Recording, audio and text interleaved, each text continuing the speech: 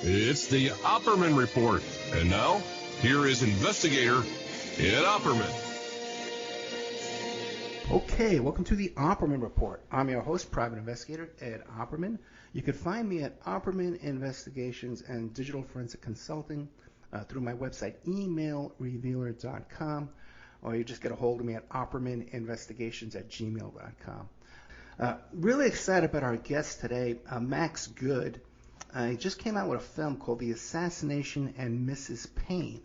Now, this is the story about Ruth Paine and her husband, Michael Paine, who were the landlords, or they lived with Lee Harvey Oswald and Marina Oswald. You hear very little about her.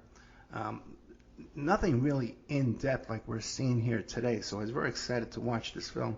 You can get a hold of Max Good at his Patreon, which is The Assassination and Mrs. Paine, Patreon Max Good. Okay. Also, too, he's on Instagram. There's an Instagram hashtag called The Assassination and Mrs. Paine. Twitter is jfkpaine.com. And the website for the documentary is jfkpaine.com. So, Mr. Max Good, are you there? Yeah, great to be here, Ed. Thanks for having me on the show. Yeah, thank you so much. And thank you so much for being flexible, too, with the timing, because I had a couple little upsets today. Okay, a couple little ups and downs. I really appreciate that as well. Before we get into your film, The Assassination and Mrs. Paine, tell us about yourself. Who is Max Good? So I'm a documentary filmmaker. I'm 44 years old and been making films and working on films for maybe about 20 years. And this is my second feature documentary. My first one was called Vigilante, The Battle for Expression, which came out in 2011. And that film was about anti-graffiti vigilantes. Sort of a weird, obscure subculture. But it was an entertaining, humorous film where we kind of exposed these anti-graffiti vigilantes in different cities. And that movie played on Netflix back in 2012. And I've made some short documentaries, and I went back to school and get an MFA in documentary film, and I started working on this Ruth Paine project at that time in around 2015, and I made a short film, a 20-minute film about Ruth Paine, and it was just way too dense. Her story's too complicated, and it ties into the whole JFK assassination, which is notoriously complex. So I knew I had to make a feature-length documentary around Ruth Paine, and I kept working on that. Took about 7 years total to finish the film and get it out. So it was released last year, and people can find it anywhere: Amazon, iTunes,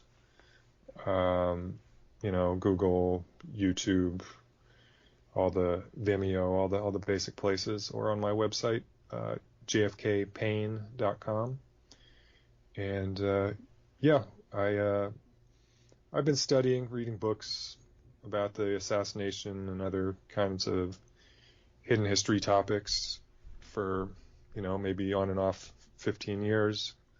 So when I heard about the Paines, I thought this is a really intriguing angle on the JFK assassination that most people have never heard of. And what made you choose Ruth Paine? So I read a book called JFK and the Unspeakable by James Douglas. It came out, I think, in 2008, and I read it around that time. And I had never heard of the Paines before. I'd heard the basics about the assassination and the magic bullet, and whether Oswald was a fake defector, and all the big issues you hear about, the Zapruder film and all that stuff. But the Paines, that was a whole other level to this story that I never heard about. And you start learning these facts about the Paines, that the Oswalds lived with Ruth Paine in her house. Well, at least Marina Oswald lived there for a couple months before the assassination, and Oswald would come stay on the weekends. And the rifle was supposedly stored there. Ruth Paine helped him get the job at the book depository. Mm-hmm. She made the call to the book depository to see if they had some jobs available, and told Oswald to get in touch with them. And she was also really important witness who played a role in finding some of the most important evidence against Oswald, and a lot of that evidence was in her house, where the Oswald's belongings, most of them were stored. So Ruth Paine, she seems like a marginal character, and a lot of people have never heard of her, but actually she's very central, and she was the prime witness to the Warren Commission. She was the number one witness they interviewed. They asked her more questions than anyone else by far, and you can read, they asked her something like 5,000 questions. So her testimony to the Warren Commission is really in depth, and she's kind of like the person who knew the Oswalds the most and was closest to them in the months leading up to the assassination. So she's actually a really central player, and then of course people are very suspicious that she had some role in helping to set up Oswald as a patsy. And there's a lot has been written about that over the years. Yeah, you have quite a bit of new stuff too that I haven't seen before in the film, The Assassination and Mrs. Paine. How did you get a hold of Ruth Paine? Was she difficult to get a hold of? She wasn't that hard to get a hold of. I found her phone number somewhere, or her email address online, and she lives in a retirement home in Northern California. Mm-hmm. And she's actually very, very open to doing interviews and talking with researchers, talking with, JFK assassination buffs. People send her things to autograph pretty often, and she's usually open to talk to anyone. And I didn't realize that when I first contacted her, and I was surprised she was willing to do an interview. But yeah. Yeah, because she doesn't seem to be like a frequent flyer on the conspiracy circuit, Yeah, she's not, but she is. Usually when you see one of these network specials about the JFK assassination, they come out every 10 years or so for the 20th anniversary, the 25th, the 30th, the 50th, whatever.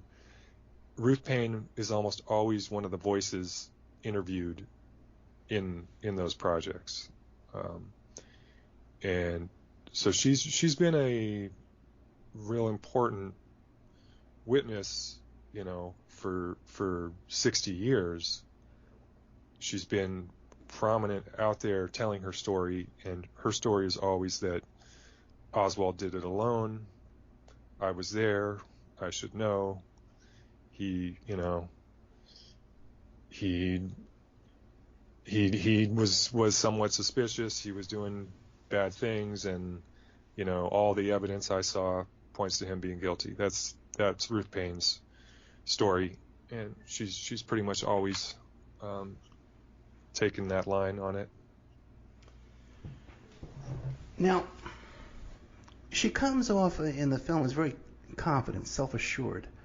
What is her the public story of her background, her employment over the years? So Ruth Paine is extremely intelligent and articulate. She is very educated. She comes from a kind of upper middle class family. Her parents met at Stanford University. She was born in New York City. but grew up in Ohio.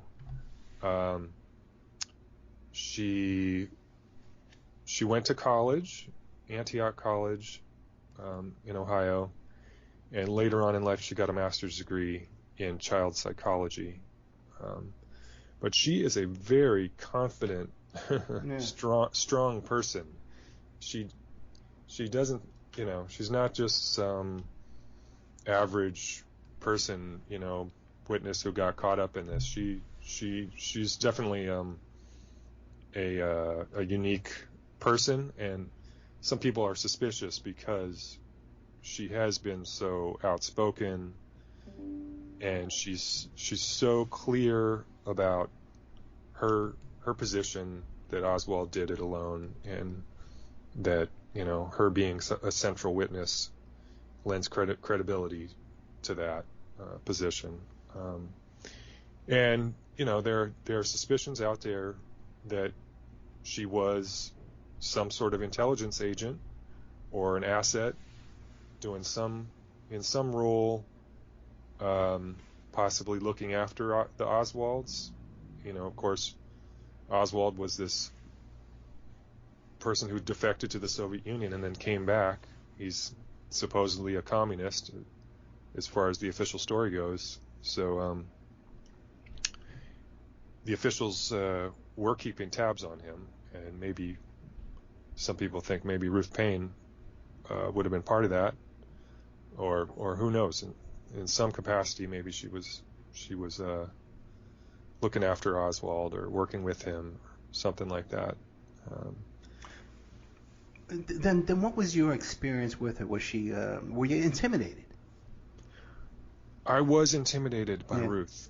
Yeah, I get you. But the first time I went to meet her, I had read some of this stuff, and I wasn't sure what to expect. I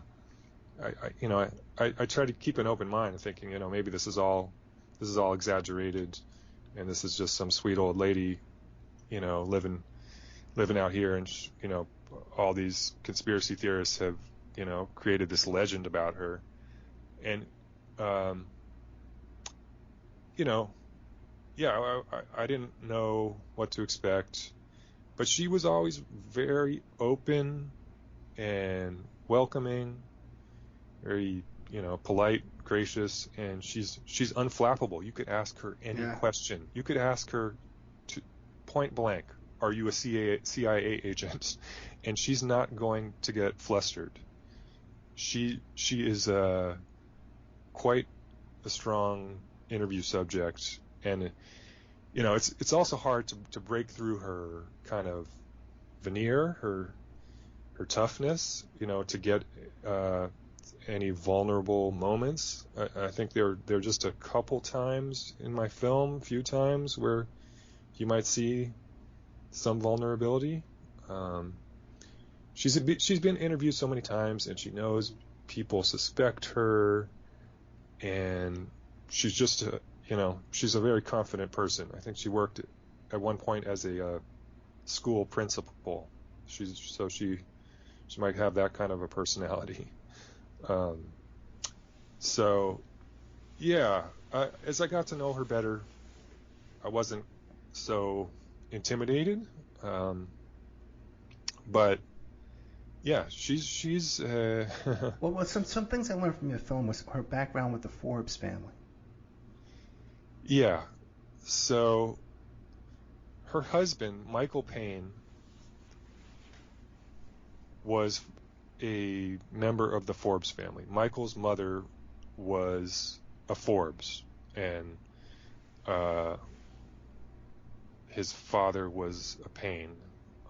And so Michael Paine grew up vacationing on this private island off of Cape Cod called Nashawn Island, where the Forbes have owned this island since the 1800s. And the Forbes clan, of course, it's old money New England.